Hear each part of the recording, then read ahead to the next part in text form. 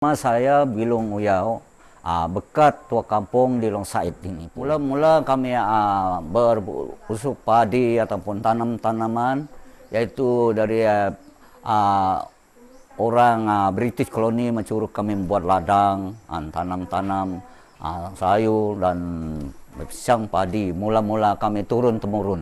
Tetapi kawasan Selongo ini memang kawasan penan dari turun-temurun. Di Selongo ini memang ikan banyak, binatang-binatang banyak dulu pun.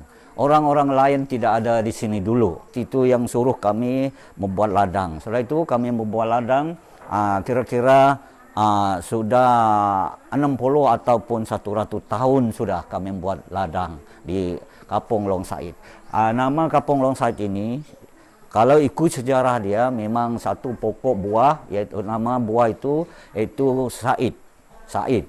Buah pokok said itu, yaitu kita dapat makan buah dia atau binatang-binatang makan dia.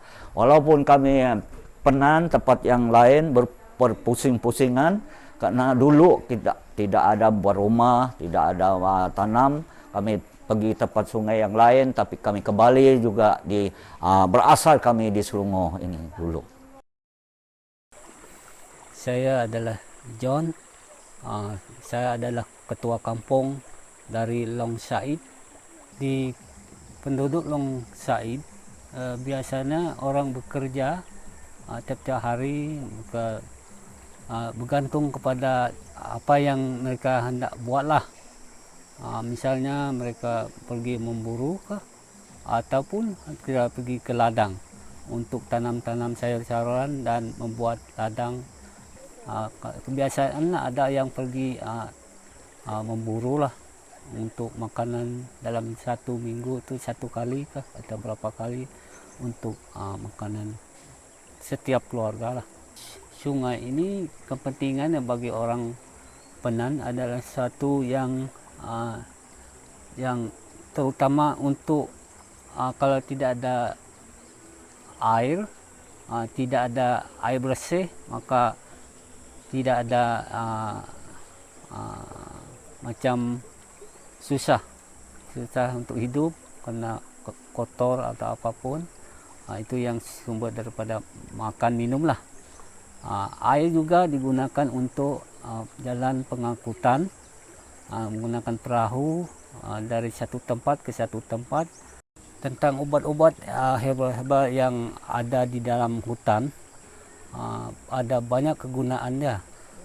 Kayu-kayu, dari daun-daun, dari akar-akar, dan semua pokok-pokok yang diperlukan orang Penan untuk sebagai obat itu adalah penting sekali bagi orang Penan lah, di mana mereka suatu masa akan sakit, mungkin dia sakit kepala atau sakit perut ataupun patah tangan atau melecur, apapun penyakit, ada obatnya di dalam hutan. Ini obat.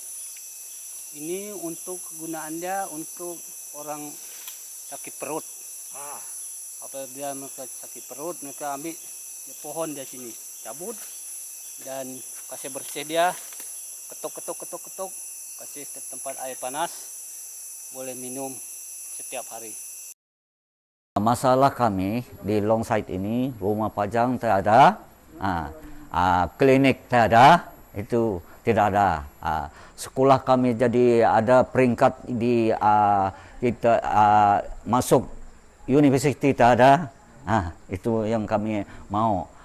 Jadi kan juga memang walaupun tanah kami ada apa tuh aman, tapi mesti kami mau kawan-kawan yang lain dapat disokongnya supaya dia dapat gadget atau disahkan, itu saja pun. Dan lagi kalau anak kami dari sekolah menengah pindah di sekolah sekolah rendah pindah di sekolah menengah, itu duit kami tidak cukup membayar ataupun apapun pakaian mereka pun ataupun untuk belajar masuk sekolah atau balik di kampung.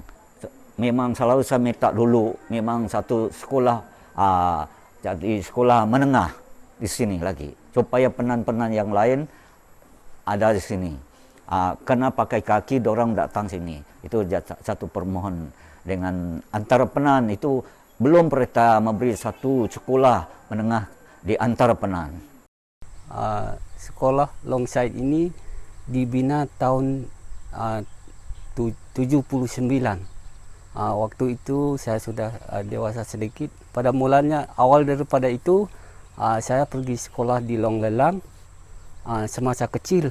Jadi waktu itu saya rindu mau pulang. Waktu itu saya tidak pandai tinggal di jauh tempat. Jadi saya pulang. Jadi saya pulang ke kampung lah. Saya sekolah sampai tingkatan darjah 6. Dan selepas itu saya pergi ke Bario. Begitu juga saya rindu tidak mau tinggal di Bario, SMK Bario. Jadi saya paksa pulang, jalan kaki, pulang sendiri. Ada juga cikgu yang sini, guru besar sini tanya lagi, kenapa kamu tidak di sekolah lagi? Saya rindu mau pulang. Walaupun saya mau pulang, tetapi tidak ada jalan lagi. Paksa saya sekolah sampai saya habis sekolah di sana. Dan dalam perjalanan pergi ke sana itu terpaksa menempuh masuk ke dalam hutan yang begitu banyak cabaran lagi. Gunung-gunung tinggi dan air besar dan hujan lagi.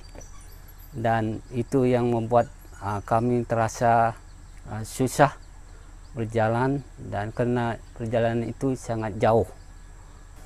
Waktu hujan banyak lintah dan jadi terpaksa berjalan ke waktu hujan. Walaupun hujan terpaksa jalan dengan bergegarlah karena hujan sangat. Jadi waktu bermalam di tengah di dalam hutan, paksa potong kayu dan buat apa saja, pasang itu kemah. Saya kecil tidak tahu apa-apa nak buat, tapi orang bapak-bapak yang atur segala itu. Ada Sungai Tuto itu besar. Waktu dia besar itu tidak boleh seberang, tidak ada perahu. Paksa buat rakit lagi. Rakit itu paksa kita gunakan kayu lah untuk menyeberang sungai. Jadi kawasan sekolah menengah itu sangat, saya rasa macam rindu mau pulang saja. Tidak mau di sekolah karena terlalu jauh. Sebelum tahun 2000, memang kami ada kawan-kawan yang lain macam Bruno Masa. Itu dia berhubung dengan kami supaya dia pun pergi masuk hutan, tengok ubat-ubatan ataupun sagu ataupun binatang, dia pun mau juga. Dan kami, dia bercakap dengan kami, bagus juga kita membuat satu rayuan dengan kerajaan supaya kerajaan dapat menolong kita, ataupun orang luar bandar ataupun negara-negara lain pun dapat menolong kita. Kita dapat, saya buat satu surat supaya membuat satu lukisan di dalam hutan, ubat ke, pokok-pokok besar ke, air sungai ke, atau air terjun pun, semua binatang-binatang kita dapat pergi ke Ketua Menteri ataupun pihak atasan supaya kita bercakap dengan orang supaya mereka dapat menolong kita, supaya dapat sokong kita di dalam hutan tua kita ini, supaya hutan kita itu dapat kekalkan. Kami berhubung dengan penan-penan di Ulu Baram atau Libang dan semua penan supaya buat satu blokade. Blokade itu bukan kami melawan cara yang tidak bagus. Itu cara kami meruding, dan kami tidak pandailah. Tidak ada radio call, tidak ada telefon, tidak ada apa-apa. Itu sebab kami buat blokade supaya kerjaan dapat melihat atau dapat melawat kami. Bila mereka melawat sebagai polis ataupun kerjaan, memang kami suruh mereka dapat menyelamatkan hutan. Karena hutan itu untuk ada mengutung kita sendiri dan mengutung kita semua di dalam dunia ini. Itu sekarang. Itu mula-mula kami tahan dia, kami buat blokade, membuat rayuan ataupun mau kerjaan mau melihat kami. Walaupun polis tangkap kami tidak acara melawan mereka. Memang kami rela tangkap sampai di mahkamah, kami bercakap dengan cara pertahankan hutan kami pun. Sekarang memang ada mereka mau cuba masuk, tapi bila mereka masuk kami mau pergi jumpa dengan orang lah. Suruh mereka jangan masuk lagi pun. Karena tanah ini sudah disamankan, dipailkan di mahkamah. Dan kemukakan dengan orang ramai lagi di kerjaan-kerjaan lain. Ataupun kami buat satu laporan kepada Polres yang pengarah menjagakan hutan-hutan di Sarawak supaya mereka tidak dapat dikacaukan. Itu yang kami tahan ataupun cara yang kami sekarang.